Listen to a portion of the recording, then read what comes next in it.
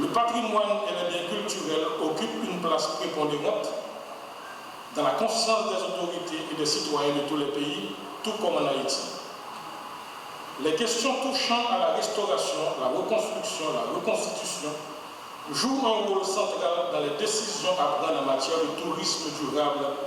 et de conservation à une époque de contre-vérité et de menaces pour l'authenticité. L'intérêt que suscitent tous les bâtiments anciens à haute valeur culturelle et architecturale s'étend désormais à l'architecture vernaculaire, aux tissus urbains, aux parcs nationaux historiques, aux habitations sucrières, caféières et aux indigoteries, jusqu'à l'établissement de cadres locaux,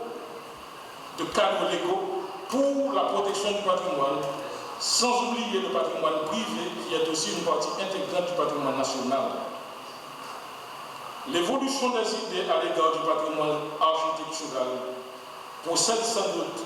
du fait qu'à l'ISPAN, maintenant, on ne se borne plus uniquement à rechercher le plaisir esthétique et historique que suscitent les sites et monuments,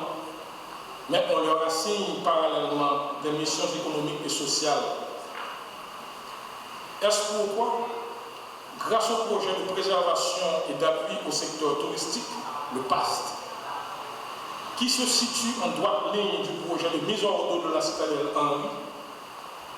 aujourd'hui, l'État haïtien aborde la question de vulnérabilité des monuments suite au désastre du 12 janvier 2010. Il en est de même du projet TCD, Tourisme côtier durable, qui fait une symbiose entre le patrimoine culturel et le tourisme. Ces deux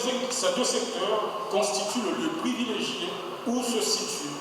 la relation dialectique entre le culturel, l'économique et le social. La célébration de la Journée internationale des monuments et sites revêt une grande signification autant pour son orientation thématique que par sa portée. C'est avant tout dans le choix du thème qu'il convient de mesurer l'intérêt de cette journée de réflexion, patrimoine culturel et tourisme durable. Haïti, notre pays, a hérité d'un passé et d'une culture très riche qui ont servi et servent encore de ciment à la cohésion sociale. Cette richesse culturelle a permis aux générations actuelles de disposer d'un patrimoine irremplaçable qu'elles se doivent de préserver et de pérenniser, quels que soient les obstacles et contraintes pouvant menacer la survie de cet héritage unique en son genre. Le patrimoine culturel est un facteur primordial de renforcement des valeurs de référence communes pour la consolidation de l'identité haïtienne. Car l'imaginaire collectif est indissociable de nos réservoirs de conviction, de nos milieux de vie et de notre territoire. Nous nous devons de trouver et de construire des moyens pour une meilleure intégration du patrimoine culturel dans nos cadres de vie. Ainsi, nous travaillons à mieux élaborer des politiques sociaux en vue de la rationalisation des processus décisionnels relatifs au tourisme durable et au patrimoine culturel haïtien.